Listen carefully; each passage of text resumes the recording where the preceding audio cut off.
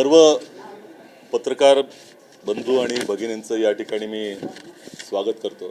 आजच्या पत्रकार परिषदेला माझ्या समवेत राज्याचे माजी मंत्री आणि आमचे नेते, कोल्हापूर जिल्हा काँग्रेस कमिटीचे अध्यक्ष आमदार सतेज पाटीलजी, जे काँग्रेस पक्षाचे विधान परिषदेचे गटनेते देखील आहेत। दुसरे आमचे आमदार जयंतराव या ठिकाणी आहेत। माझे सहकारी जे संघटन सृजन अभियानासाठी आलेले राहुल गायकवाडजी आणि सर्व पत्रकार बंधू आणि भगिनींनो, अतिशय महत्त्वाच्या विषयावरती आपल्याला मी संबोधित करणार आहे। पहिलं तर काल जे संविधानावरती, देशाच्या निवडणुकीच्या ढाच्यावरती जे आक्रमण भारतीय जनता पक्षाच्या माध्यमातून, मोदी सरकारच्या माध्यमातून करण्याचा घाट घातला होता, तो समस्त विरोधी पक्षांनी देशातील बहुसंख्य राज्यांच्या मुख्यमंत्र्यांच्या आणि तिथल्या जनतेच्या विचारांना अनुसरून विरोधी पक्ष नेते, काँग्रेसचे नेते राहुल गांधीजी यांच्या नेतृत्वाखाली जो हाणून पाडला, त्याचं खऱ्या अर्थानं देशपातळीवरती स्वागत होण्याची आवश्यकता आहे। आणि त्याच पद्धतीनं आम्ही याचं समाधान व्यक्त करतो की एक प्रचंड मोठं जे आक्रमण होतं, जे महिलांच्या अधिकाराच्या पाठीशी धडून मोदी सरकारनं जो घाट घातला होता, त्याचा पराजय झाला। हे नारी शक्ती विधेयक महिलांना आरक्षण देण्याच्या संदर्भातलं 2023 सालीच मंजूर झालेलं आहे। त्यामुळे या नव्यानं विधेयकाची आवश्यकता कोणत्या स्तरानं नव्हती, त्याची अंमलबजावणी तात्काळ करावी ही काँग्रेस पक्षाची मागणी तेव्हापासून होती आणि ते सर्वानुमते, सर्व सहमतीनं मंजूर झालेलं विधेयक आहे। 16 तारखेलाच नोटिफिकेशन काढलं गेलं, 3 वर्षानंतर त्याचं नोटिफिकेशन मोदी सरकारनं काढलं आणि कालपासून भारतीय जनता पक्षाचे नेते छाती पिटून घेत आहेत। काही महिला खासदारांच्या नावानं त्यांचा जो मूळ उद्देश आहे, जो या संविधानावरच्या आक्रमणाचा होता, लोकशाहीच्या वरती होणाऱ्या आक्रमणाचा होता, तो दडवण्याचा प्रयत्न जो झालेला आहे, तो पूर्णपणे फोल गेलेला आहे। आणि म्हणूनच समाजातल्या सर्व स्तरावरती त्याचं समाधान व्यक्त होत आहे। आमची सगळ्यांची मागणी आहे की नारी शक्ती विधेयक हे 2023ला मंजूर झालेलं आहे। 543 ही लोकसभेची संख्या आहे, त्याच्यातलं 1/3 जी जागा आहेत त्या महिलांसाठी मोकळ्या करून द्याव्यात, ही आमची मागणी आहे। त्याच्यासाठी कुठल्याही तऱ्हेची वाट बघण्याची आवश्यकता नाही। त्यामुळे भारतीय जनता पक्षाचे नेते जे काही छाती पिटून घेण्याचा प्रयत्न करत आहेत, आपले राज्याचे मुख्यमंत्री देखील आहेत, काल ते ट्विट करून सांगत होते की हे आक्रमण झालेलं आहे, विरोधी पक्षानं वेगळी भूमिका घेतली आहे। आम्ही त्यांच्याच 2023च्या ट्विटची आठवण करून त्यांना देतो की तुम्हीच त्या ट्विटच्या माध्यमातून ते झालं आहे, विधेयक मंजूर झालं आहे असं म्हटलं होतं, मग त्यावेळेला तुम्ही खोटं बोलत होतात का, याची माहिती तुम्ही आता जनतेला दिली पाहिजे। लोकांची फसवणूक करू नका। मोदीजी करतात तेवढं चालेल, पण महाराष्ट्राची एक संस्कृती आहे, महाराष्ट्राच्या मुख्यमंत्र्यांनी पाळली पाहिजे। मोदीजींची पाठराखण करण्याकरता महाराष्ट्राचा जो एक राजकीय स्तर त्यांनी खाली आणू नये, एवढंच आमची त्यांना विनंती आहे। दुसरी गोष्ट जी अतिशय महत्त्वाची आहे, आम्ही आपल्या या पत्रकार परिषदेच्या माध्यमातून 2 प्रकरणं जी खऱ्या अर्थानं महाराष्ट्रासाठी अत्यंत महत्त्वाची आहेत, त्या प्रकरणांच्या बद्दल आपल्याशी चर्चा करणार आहे। एका प्रकरणानं तर महाराष्ट्राच्या जनतेची, महाराष्ट्राची देशामध्ये मान खाली घातली गेलेली आहे आणि योगायोगाने ही दोन्ही प्रकरणं जी आहेत ती नाशिकमध्ये घडलेली आहेत। त्यातलं प्रकरण पहिलं जे आहे ते भोंदू खरातचं। ज्या खरातच्या या प्रकरणामध्ये ज्या पद्धतीचा अनैतिक कारभार दिसलेला आहे, भ्रष्टाचार दिसलेला आहे आणि याची व्याप्ती जर पाहिलेत तुम्ही, तर देशातलं सगळ्यात गंभीर प्रकरण म्हणून हे पाहिलं गेलं पाहिजे। याचं कारण याची व्याप्ती ही केवळ एका विशिष्ट वर्गाकडे नाही, तर त्यामध्ये महायुती सरकारमधले मंत्री देखील गुंतलेले आहेत। महायुतीमधले नेते गुंतलेले आहेत, अनेक वरिष्ठ अधिकारी, प्रशासकीय अधिकारी त्यामध्ये गुंतलेले आहेत, त्यांचे आर्थिक लागेबांधे झालेले दिसत आहेत त्यामध्ये, आणि लोकांची फसवणूक त्यामध्ये झालेली आहे. परंतु हे प्रकरण केवळ आर्थिक भ्रष्टाचाराचं नाही, तर हे धर्माच्या नावानं केलेल्या भ्रष्टाचाराचं, अनैतिकतेचं प्रकरण देखील आहे. या शेकडो महिलांचं शोषण या माध्यमातून झालेलं आहे, आणि या तथाकथित बंधुभावाने धर्माचा वापर करून हे शोषण केलं, आणि त्याला साथ देण्याचं काम जे अजून तपासामध्ये कितपत उलगडतंय हे माहिती नाही, परंतु अनेक राजकीय नेत्यांचा वरदहस्त त्या व्यक्तीला आहे. आणि सगळ्यात महत्त्वाचं म्हणजे जी बाब आहे की अशा बाबा, बुवा, बोंधूंना राजमान्यता देण्याचं काम हे गेल्या 12 वर्षामध्ये भारतीय जनता पक्षाच्या केंद्र सरकारनं आणि राज्यामधल्या सरकारनं देखील केलेलं आहे. या खऱ्याबरोबर जे काही फोटो दिसत आहेत ते फोटो या राज्यातल्या मुख्यमंत्र्यांचे, उपमुख्यमंत्र्यांचे, केंद्रातल्या गृहमंत्र्यांचे, राज्यातल्या महायुतीमधल्या नेत्यांचे जे फोटो दिसले त्यातनं खऱ्या अर्थानं त्यांचा किती सहभाग आहे आम्ही म्हणणार नाही, परंतु राजमान्यता मात्र या व्यक्तीला देण्याचं, त्याला प्रतिष्ठा देण्याचं काम या फोटोच्या माध्यमातून झालेलं आहे, ही वस्तुस्थिती आहे. आणि त्यामुळे सगळ्यात महत्त्वाचं म्हणजे या प्रकरणाने महायुतीच्या एकंदर कारभाराचे वाभाडे निघालेले आहेत. हे प्रकरण मोठ्या प्रमाणामध्ये यांना बदनामीचं कारक झालेलं आहे. आणि शोषण करणारा कोण होता? हे तथाकथित हिंदुत्ववादी सरकार आहे असं म्हटलं जातं. मुख्यमंत्री म्हणतात हे हिंदुत्ववादी सरकार आहे. शोषण करणारा कोण होता? आणि ज्या महिलांचं शोषण झाल्या त्या कुठल्या धर्माच्या होत्या? त्याही हिंदूच होत्या ना. त्यामुळे आज यांना तोंड दाखवायची जागा राहिलेली नाही. आताच जे काही त्यांचं त्या एका सहकार्याचा ज्या पद्धतीचा मृत्यू झाला तोही संशयास्पद वाटतोय. त्यामुळे हे प्रकरण अत्यंत गंभीर आहे. आता ह्या गंभीर प्रकरणाच्या मधनं कशा पद्धतीने आपली सुटका करावी हे महायुतीच्या लोकांचं, महायुतीच्या नेत्यांचं, सरकारचं समोर पडलेलं प्रश्नचिन्ह आहे. आता प्रकरण क्रमांक 2, ज्या प्रकरणाच्या संदर्भामध्ये आज ज्या पद्धतीचा बोबाटा होतोय ते खऱ्या अर्थानं चिंतेचं कारण आहे की या देशामधली एकंदर सामाजिक परिस्थिती ही संविधानाच्या माध्यमातून, समधर्म समभावाच्या माध्यमातून, सगळ्यांना बरोबर घेऊन जाण्याच्या भूमिकेच्या माध्यमातून चालणार आहे का RSS आणि भारतीय जनता पक्षाच्या या बजरंग दल, हिंदूच्या या ज्या विश्व हिंदू परिषद यांच्या संघटनेच्या विखारी विचारातनं चालणार आहे? हे आता जनतेने ठरवण्याची वेळ आहे.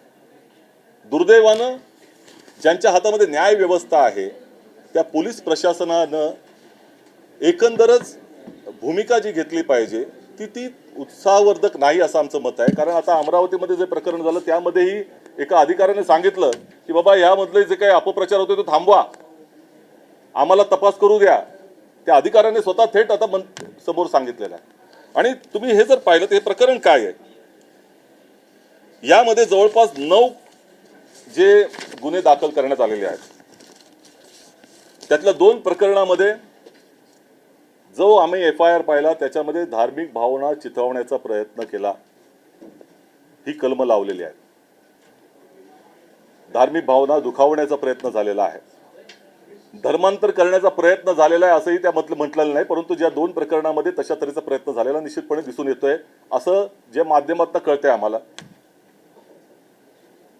परंतु बाकीची 7 प्रकरणं आहेत ती स्त्री लंपट, विकृत मानसिकतेमधनं महिलांचं केलेल्या शोषणाच्या संदर्भामध्ये त्यांच्या एकंदर जे ज्याला आपण म्हणतो की विनयभंगाची प्रकरणं जी आहेत ती केलेली आहेत.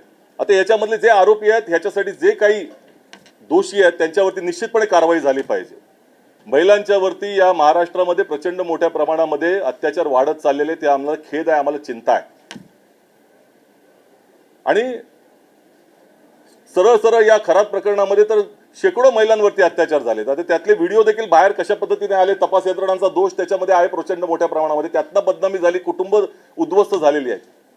त्याची जबाबदारी अद्याप घेतली जात नाही, परंतु त्याचा राजकीय उपयोग केला जातो. याही प्रकरणामध्ये तुम्ही जर पाहिलं तर ह्या प्रकरणाला कॉर्पोरेट जिहाद हे नाव दिलंय. हे भारतीय जनता पक्ष आणि सगळे मंडळी कॉर्पोरेट जिहाद म्हणतात.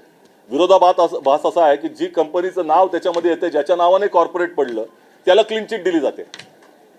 तपासाच्या आधीच क्लीन चिट त्यांना देऊन मोकळे झाले. मग जर कॉर्पोरेट कंपनीचं इन्व्हॉल्वमेंट नाही तर मग कॉर्पोरेट जिहाद आलं कसा? बरं, ह्या आगंतुक काही घटना घडलेल्या आहेत तर त्याच्यावरती एक अपराधी लोकांच्या वरती त्यांना शासनकडे न्याय व्यवस्था आहे, त्यांच्यावरती कारवाई केली पाहिजे. त्यामध्ये आपल्या न्याय व्यवस्थेमध्ये आता त्या भारतीय न्याय संहिता जी नवीन आली त्याच्यामध्येही कलम आहेत. कारवाई करा. निष्पक्षपणे ज्या गोष्टी समोर आहेत त्या आल्या पाहिजेत. परंतु ज्या पद्धतीनं याचा विपर्यास करून एकंदरच हे प्रकरण इतक्या मोठ्या प्रमाणामध्ये देशावरती नेलं जातंय, दुर्दैवानं एका काही व्यक्तींच्या दोषामुळे संपूर्ण समाजाला, संपूर्ण एका धर्माला बदनाम करण्याचा प्रयत्न चाललेला आहे. ते अत्यंत दुर्दैवाचं आहे. हे महाराष्ट्राच्या राजकारणामध्ये अशा पद्धतीचं राजकारण कधी आम्ही पाहिलेलं नाही. आणि ही सगळी जी भूमिका घेतली जाते तपासाच्या संदर्भामध्ये, दुर्दैवानं ज्या पद्धतीनं आक्रमक भूमिका ही पोलिसांनी घेतली पाहिजे होती, त्याच्यामध्ये ती जी काही बोटचेपी भूमिका दिसते सत्य समोर आणण्यासाठी, त्यातनं ह्या अशा शक्तींना त्याचा लाभ घेतला जातोय त्यांच्या माध्यमातून. आणि त्याला हे प्रकरणाला वेगळं वळण देण्याचा जो काही घाट घातला जातोय हे अत्यंत दुर्दैवाचं आहे असं आमचं म्हणणं आहे. या माध्यमातून त्या समाजामध्ये कोणाला नोकऱ्याच मिळणार नाहीत भविष्यामध्ये याची चिंता या लोकांना नाही, कारण यांचं राजकारण त्यातनं फलित होत आहे. आणि आम्हाला एवढंच म्हणायचं आहे की आता ह्या इतका विपर्यास त्यामध्ये केला गेला. तपास यंत्रणांच्या माध्यमातून मी जाणीवपूर्वक आज सांगतोय की दिल्लीच्या बॉम्ब ब्लास्टचे यांचे धागेदोरे आहेत, आंतरराष्ट्रीय त्या ठिकाणी धागेदोरे आहेत, मलेशियामध्ये आहेत. अरे तपास तर होऊ द्या. हे सगळे माध्यमांची देखील ती जबाबदारी आहे की या पद्धतीनं अशा विपर्यास करणाऱ्या बातम्यांचा फायदा कोणाला होतोय, कोणत्या घटकांना होतोय, याची तर काहीतरी त्या ठिकाणी तमा बाळगली पाहिजे, कुठेतरी संयम बाळगला पाहिजे. अशा अनेक घटना झालेल्या आहेत. का या सरकारलाच हे अपेक्षित आहे की अशा पद्धतीचं वातावरण, या सगळ्या संपूर्ण प्रकरणाचा उपयोग आपल्या राजकारणाच्या हितासाठी व्हावा. आपल्यावरती जे काही बोट त्या खराब प्रकरणामध्ये येत आहेत त्यातनं आपली राजकीय ज्या वैचारिक सुटका व्हावी असं तर काही त्या ठिकाणी घाट नाही ना. आमचं मत आहे की या प्रकरणाच्या मुळाशी गेलं पाहिजे. आणि आज खरे अर्थानं मी मुद्दामून आपल्यासाठी हे जे काही सांगतोय की पोलिसांनी काय भूमिका घेतली पाहिजे होती. जर हे रॅकेट आहे म्हणतात त्याला, तर ठीक आहे, रॅकेट आहे असेल तर मग कोण मौलवी होते ते समोर आलं पाहिजे. या अगोदर किती धर्मांतर झाली ते देखील समोर आलं पाहिजे. किती सर्टिफिकेट धर्मांतराचे मिळालेत हेही समोर आलं पाहिजे. तसं तर काही कुठेही धर्मांतर झाल्याचं दिसत नाही याच्यामध्ये. मग एवढं मोठं रॅकेट आतापर्यंत होतं हे कसं काय तुम्ही आत्ताच सांगू शकता? तपास होऊ द्या ना, समोर येऊ द्या. अशी जर रॅकेट असतील तर उधळली गेलीच पाहिजेत. बळजबरीनं कुठल्याही पद्धतीचं धर्मांतर होऊ नये ही संविधानाची भूमिका आहे. परंतु त्याचा आड घेऊन राजकारण होऊ नये ही भूमिका आहे. आणि आज ज्या पद्धतीनं हे ॲडवायझरी नाशिक पोलिसांना काढावी लागली आहे. नाशिक पोलिसांनी ॲडवायझरी काढली आहे की अधिकृत माहिती आम्ही त्याच्यावरतीच बातम्या करा. ज्या पद्धतीनं माध्यमांच्या अकलेचे तारे तोडले जात आहेत ते तोडले जाऊ नयेत हे सरळ सरळ म्हटलंय त्यांनी. मग जर नाशिक पोलिसांची एवढी हतबलता झाली, आम्हाला ही माहिती मिळणं मुश्किल होतं की काय झालंय प्रकरण. मग नंतर तपास अधिकाऱ्यांशी आम्ही बोललो, त्या तपास अधिकाऱ्यांनी देखील म्हटलं की अरे बाबा, हे माध्यमांनी तर संपूर्ण देश पातळीच्या माध्यमांनी असं प्रकरण हे नेलं, आता त्याने मांसाहार केलेला आहे असं म्हटलं तर त्याला बीफ खायला घातलं असं म्हटलं. त्याच्यामध्ये त्या FIR मध्ये कुठेही उल्लेख नाही. मग का नाही उल्लेख तो? यामध्ये 9 जे आरोपी आहेत त्यातली एक हिंदू देखील आहे. मग एका विभागामध्ये कुठल्या तरी कंपनीच्या ती गोष्ट होत असेल तर त्याच्यावरती कारवाई झाली पाहिजे. परंतु त्याचा अर्थ हे कॉर्पोरेट जिहादच्या नावानं सगळ्या कॉर्पोरेटला बदनाम करायचं, तिथे अशा पद्धतीचे घाट घातले जात आहेत. मग त्यातनं काय संदेश दिला जातोय हेची देखील थोडीशी तमा आपल्या सगळ्यांनी बाळगली पाहिजे, एवढंच आमचं म्हणणं आहे. आमचं म्हणणं आहे की या प्रकारामध्ये जे दोषी आहेत, महिलांच्यावरती जे अत्याचार जर झाला असेल त्याच्यावरती त्याच्या तपासामध्ये ते जर सिद्ध झालं त्याच्यावरती कारवाई झालीच पाहिजे. अशा लोकांना तर फाशी शिक्षा द्यावी, आमचं काही म्हणणं नाही त्याला.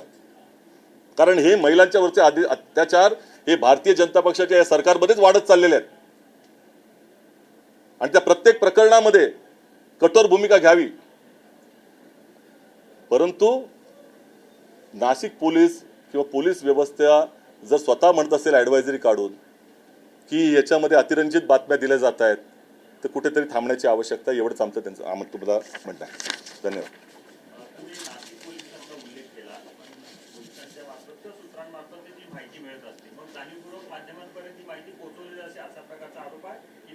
हे सूत्र, हा सूत्र प्रकार काय असतो? पोचू नये असा पण उद्देश असेल.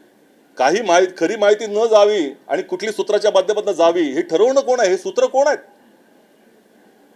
या सूत्रांचे धागेदोरे कुठे आहेत तेही तपासलं पाहिजे. कारण त्याचा उपयोग करून राजकारण घडतंय. तपासापेक्षा राजकीय रंग देण्यासाठी यांना रस आहे सरकारला, असं आमचं मत झालेलं आहे. याचा तपास व्हावा, याच्या मुळाशी पोचलं गेलं पाहिजे. जे दोषी आहेत त्याच्यावर कारवाई झाली पाहिजे. काही म्हणणं नाही आमचं झालंच पाहिजे. आमचं महिलांच्या वरती अत्याचार होता कामा नये. सर्वाधिक महिलांचे अत्याचार या महायुतीच्या सरकारच्या काळात झाले. हे सरकार अपयशी ठरले महिलांना सुरक्षा पुरवण्यात. निश्चितपणे खऱ्या अर्थानं हे गृहमंत्र्यांचं अपयश आहे की महाराष्ट्रातली परिस्थिती काय आहे याचा उपयोग करतात. मी आता तेलंगणाचा प्रभारी आहे, तेलंगणाचे भाजपचे नेते लगेचच ट्विट करतायत, अरे काँग्रेसच्या राज्यात झालेलं नाही, या भाजपच्या राज्यात झालेलं आहे हे प्रकरण. भोंदू खरात प्रकरण जे झालेलं आहे ते तुमच्याच महायुतीच्या नेत्यांच्या डोळ्यात देखत झालंय ना. हे काही लगेचच 2 दिवसाचं 4 दिवसाचं प्रकरण नाही. तुमचं आता 2014 पासून तर किती वर्ष तुमचं सरकार आहे, तुम्हाला माहिती मिळत नाही तुमचे अधिकारी काय करतायत? आता फोनचं सर्व्हेलन्स या राज्यामध्ये होत आहे अशा तऱ्हेच्या बातम्या आम्हाला येत आहेत. ह्यांचं सर्व्हेलन्स का नाही झालं? साहेब याच प्रकरणात विखे पाटील म्हणत होते की मी अहमदनगरला गुन्हा दाखल केला, मात्र तिथले भाजपचे नेते असो किंवा स्थानिक नेते त्यांनी दुर्लक्ष का केलं? हे जर अगोदरच घडलं असतं तर हे सगळे प्रकरण अगोदरच बाहेर आलं असतं. आता हे विखे पाटील जे राज्याचे मंत्री म्हणत असतील त्या मी जे म्हणतोय तेच योग्य आहे हे त्यांच्या म्हणण्यानं सिद्ध होतंय. मग विखे पाटीलजींनी काल कशा पद्धतीने त्या कंपनीला TCSला, आम्हाला नावही घ्यायचं नाही, आमचा दोष, कारण आम्हाला तो अधिकार नाही बोलायचा. कारण जोपर्यंत तपास होत नाही तोपर्यंत राजकीय लोकांनी संयम बाळगण्याची आवश्यकता असते. खरी परिस्थिती समोर येण्यासाठी संधी दिली पाहिजे. त्यामुळे त्यांचं नाव त्यांनीच घेतलेलं आहे आणि त्याला क्लीन चिट दिली. मग क्लीन चिट कशी दिली तुम्ही? मग तुम्हीच तुमच्या जे संघटना आहे ते कॉर्पोरेट जिहाद का म्हणतायत? आता काही नेत्यांच्या माध्यमातून असं येत आहे की अगोदर कुठल्या तरी कंपन्यांमध्ये असंच झालं होतं, मग त्यावेळेला त्यांनी का नाही उलगडा केला? त्यांची जबाबदारी नव्हती? ते सामाजिक नेतृत्व करता समाजाचं, जी खरी गोष्ट आहे ती वस्तू समोर आणली पाहिजे. मग फडणवीस यांनी एक स्टेटमेंट दिलं की ऍक्सिस बँकेमध्ये काम करत असताना समोर आलेली आणि त्याच्यावर कारवाई केली. आता म्हणूनच मी जे आता म्हटलं की ती जबाबदारी आपली आहे की वेळेच लोकांच्या नजरेमध्ये ते आणावं. अशा प्रकरण झाल्यानंतर ते आणणं कितपत योग्य आहे? त्यामुळे ज्या लोकांनी असं केलं असेल त्यांच्यावरती निश्चितपणे कारवाई व्हावी, आमची काही म्हणणं नाही. परंतु अशा काही फुटकळ मंडळी, काही निवडक मंडळींच्यामुळं संपूर्ण समाजाला, कुठल्या धर्माला बदनाम करता कामा नये, एवढंच म्हणणं आहे. हे या देशासाठी योग्य नाही. काही संघटना याला कॉर्पोरेट जिहाद म्हणतायत असं तुमचं म्हणणं आहे. काय परिणाम होतील असं वाटतं? कारण संबंधित कंपनी त्यांनी युनिटच बंद आता केलेलं आहे. नाही केलंय त्यांनी, चालू आहे. आता हेच तर म्हणणं, हे जे बातम्या येत आहेत त्या चुकीच्या आहेत. मग आमचं ठाम मत आहे की खरात प्रकरणामधनं लोकांचं लक्ष दुसरीकडे वेधण्यासाठी या प्रकरणाचा उपयोग आणि त्या पद्धतीचं राजकारण हे सरकार करतंय, अशा तऱ्हेची धारणा आम्हाला आहे. कारण नाशिक पोलीस अशा पद्धतीची जेव्हा ॲडवायझरी देत आहेत त्यावेळेला हे कुठले लोक आहेत की ज्यांना या प्रकरणाचा फायदा होतोय, अशा प्रकरणाचा विपर्यास करून वाढवून हे त्यातनं सिद्ध होतं ना.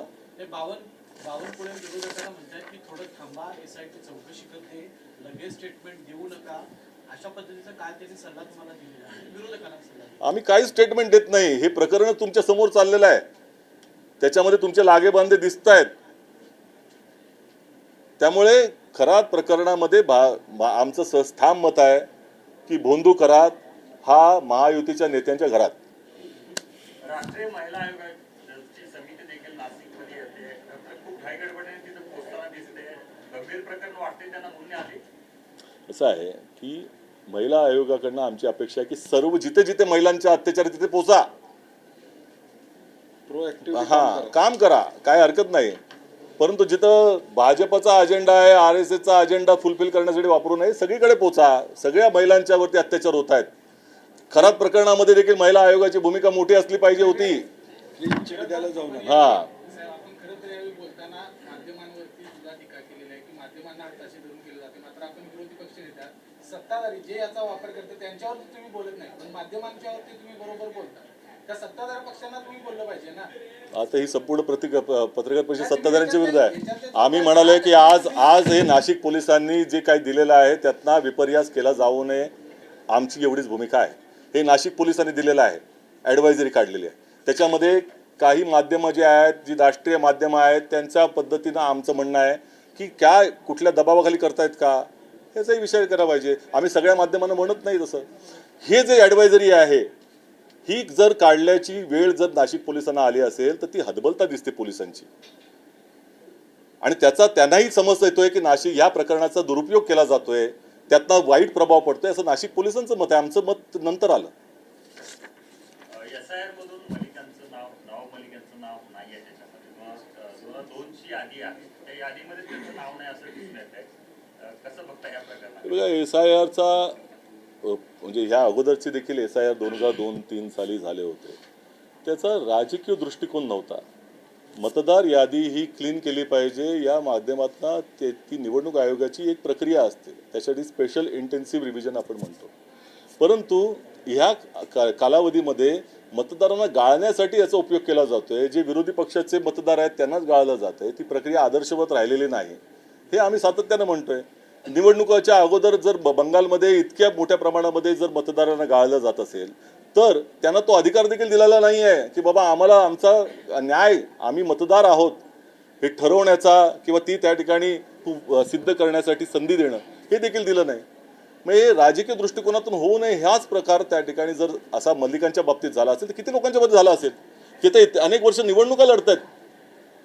म्हणजे ते 2002च्या यादीच्या आधीपासून निवडणुका लढतायत. ते खराब प्रकरणावरून लक्ष विचलित करण्यासाठी किंवा त्यावरून लक्ष जावं यासाठी कॉर्पोरेट जिहाद झाले असं तुमचं म्हणणं आहे. मात्र याच खराब प्रकरणातल्या काल एका महत्त्वाच्या साक्षीदाराचा अपघाती मृत्यू झाला. काही जण संशय व्यक्त करतायत पहिल्यापासूनच की खरातचा देखील एन्काउंटर होणार किंवा त्याच्यासोबत देखील अशा पद्धतीचे काही घडणार. हे सगळं पाहिल्यावर काय वाटते कालची एकूणच घटना? असं आहे की हे प्रकरण अत्यंत गंभीर आहे. याच्यामधले संशयाचे ज्या पद्धतीचे धागे आहेत ते वाढतच चाललेले आहेत. हे कुठे कुठे गुंतलेलं आहे आम्हाला माहिती नाही. तपास यंत्रणांनी त्याच्या मुळाशी पोचावं अशी सरकारची इच्छा आहे की नाही याबाबत देखील आमच्या मनामध्ये शंका आहे. त्यामुळे ह्या प्रकरणामध्ये जे जे काय आता झालं आहे, आता 2 दिवसामध्ये त्यांची ईडीची चौकशी झाली आणि लगेचच त्याचा असा अपघाती मृत्यू होतो. निश्चितपणे देशामध्ये अनेक अशा काही प्रकरणं झालेली आहेत, त्याच्या अनुषंगानं शंका बाळगायला स्थान आहे. आमचं म्हणणं एवढंच आहे की याचा तपास निरपेक्ष पद्धतीनं झाला पाहिजे. अनेक महिलांचं शोषण या माध्यमातून झालेलं आहे आणि त्यांना न्याय, त्यांच्या कुटुंबियांना न्याय मिळणं आवश्यक आहे. ह्याच्या माध्यमातून असा संदेश गेला पाहिजे की अज्ञान आणि या अंधश्रद्धांचा वापर करून किती मोठ्या प्रमाणामध्ये गेल्या अनेक वर्ष लूट चाललेली आहे ती थांबवता आली पाहिजे. हे अशा तऱ्हेची प्रकरणं ही समाजाला ही दिशा देणारी आणि धडा देणारी असतात. त्यामुळे सरकारची भूमिका आहे की ही प्रामाणिकपणे याचा तपास व्हावा आणि जे दूध का दूध आणि पाणी का पाणी आहे ते लोकांसमोर यावं. पत्रकार परिषदेच्या सुरुवातीलाच तुम्ही काल संसदेत मांडल्या गेलेल्या विधेयकाचा उल्लेख केला. तर 2014 नंतर पहिल्यांदाच असं घडते की एखादं विधेयक केंद्र सरकारनं आणलंय आणि ते अशा पद्धतीनं ते नामंजूर झाले. कसं बघता या एकूण विरोधकांची एकजूट या निमित्तानं पाहायला मिळाली? निश्चितपणे, आणि ते आम्हाला समाधानकारक आहे. याचं कारण आहे की या देशामध्ये गेल्या 12 वर्षामध्ये ज्या पद्धतीनं सरकार चालवलं आहे त्यामुळे त्याच्या माध्यमातून संविधानावरती आणि लोकशाहीवरती वेगवेगळ्या पातळीनं आक्रमण होतं आहे आणि हे थोपवणं अत्यंत आवश्यक आहे. काल ज्या पद्धतीने तो घाट घातला होता ते देखील संविधानावरती, या निवडणूक ढाच्यावरती, निवडणुकीच्या नकाशावरती आक्रमण होतं आणि हे समोरच आलेलं आहे, उघडी पडलेलं आहे. त्यामुळे नारी शक्ती विधेयक हे 2023ला मंजूर झालं असताना पुन्हा जे आणलं गेलं आणि दाखवलं आव आणला गेला की महिलांना आम्ही न्याय देऊ इच्छितो, तर तो 2023ला काय दिला होता? आणि सगळ्या देशपातळीवरती आता हा प्रश्न आहे जो राहुल गांधीजींनी का विचारला. याच्या मागे जे खऱ्या अर्थानं कारण आहे ते त्या 16 आकड्यामध्ये आहे. हा 16 नंबर काय आहे, ये 16-16 क्या है, ये 16-16 हा प्रश्न पूर्ण देश पातळीवरती जनता विचारते. पण या विधेयकामुळे पश्चिम बंगाल तमिळनाडू सारख्या निवडणुकांवर काय परिणाम होणार? जनतेमध्ये लक्षात घ्या, विरोधी पक्षाची भूमिका काय असते. संसद ही काही सरकारची नसते, लक्षात घ्या. संसदेमध्ये प्रत्येक गोष्ट मंजूर करली पाहिजे, तिथे बहुमत असतं सरकारचं. परंतु विरोधी पक्षाची जी जबाबदारी असते की जे जे काही घडतंय तिकडे, कायदे घडतायत, कुठली विधेयके येत आहेत, ती योग्य असली पाहिजे, जनतेला न्याय देणारी असली पाहिजे, सर्वसमावेशक असली पाहिजे, या देशाच्या संविधानाला अनुरूप असली पाहिजे. मग तिथे ते विरोधी पक्षाची जबाबदारी आम्ही पार पाडतो. सरकार आक्रमण करतंय संविधानावरती, आम्ही थोपवण्याचा प्रयत्न करतो आणि त्यासाठी सगळे एकजूट होते, हे अतिशय चांगलं आहे. निश्चितपणे पुढच्या कालावधीमध्ये आम्हाला हुरूप वाढवणार आहे. पण यामध्ये काँग्रेसनं महिलांच्या विरोधातली भूमिका घेतली आणि महिलाच काँग्रेसला त्यांची जागा दाखवतील असं चंद्रशेखर बावनकुळेंचं म्हणणं आहे. तर बावनकुळे जी काय म्हणतायत ते आम्हाला काही म्हणणं नाही. देशातली जनता काय म्हणते हा बोला. मुळात हा कायदा करताना बहुमतपेक्षा प्रिफर्ड मेजॉरिटी पाहिजे, हे कायद्यात टू थर्ड मेजॉरिटी पाहिजे, हे कायद्यात माहीत होतं सरकारला. विरोधी पक्षानं विनंती काय केली होती की तुम्ही या निवडणुका झाल्यावर ह्याच्यावर चर्चा करा, विरोधी पक्षाला विश्वासात घ्या, कारण की विरोधी पक्षाचं टू थर्ड असल्याशिवाय हा कायदा मंजूर होत नाही. विरोधी पक्षानं डिलिमिटेशन बद्दल आक्षेप घेतले होते. महिला आरक्षण देण्यासंदर्भात सोनिया गांधींचं पत्र आहे पहिलं की बाबा हे आरक्षण द्या म्हणून. आणि जर महिलांच्या बद्दल एवढी आस्था होती तर मग 24लाच हे आरक्षण लागू करायचं होतं. कायदा कधी झाला? 2023ला झाला. त्या लोकसभेच्या इलेक्शनच्या वेळेस हे आरक्षण लागू करायचं होतं आणि पुढे डिलिमिटेशन झालं, वाढलं असतं परत आकडा, काय फरक पडला असता? ह्या 5 वर्षासाठी तुम्ही महिलांचा हक्क या देशातला हिरावून घेतला, त्याचं पाप भाजप या ठिकाणी त्याच्याबद्दल उत्तर देणार आहे का ह्या 5 वर्षात? नारी शक्ती मॅरेथॉनचं आयोजन केलं होतं त्यांना, पण ते आक्रोश मोर्चामध्ये त्यांना बदलावं लागलं यासाठी. चला ठीक आहे. सगळे बोलतोय, मूळ त्यांची राष्ट्रवादी सोडून सगळे बोलतायत. मुंबईमध्ये 164 शाळा अनधिकृत ठरवण्यात आलेल्या आहेत, त्याच्याकडे कसं बघता? कुठल्या? मुंबईमधील 164 शाळा अनधिकृत ठरवण्यात आलेल्या आहेत. त्या पहिली गोष्ट अशी की आतापर्यंत झोपलं होतं का सरकार, हे आम्ही मुंबईसारख्या शहरामध्ये जर असं होत असेल असं त्यांचं म्हणणं आहे तर मग हे सरकारचं अपयश आहे ना, की तुम्ही लक्ष ठेवलं पाहिजे तुमचे अधिकारी काय करत होते. तुमचा काय प्रश्न होता? नारी शक्ती म्हणजे ज्यांनी मांडलं अमित शहानी त्यांना मोदींचा अपमान करायचा होता म्हणून हे विधेयक मांडलं असा दावा शिवसेना खासदार संजय राऊत यांनी केला. आता त्याचं उत्तर अमित शहाजी देतील. धन्यवाद.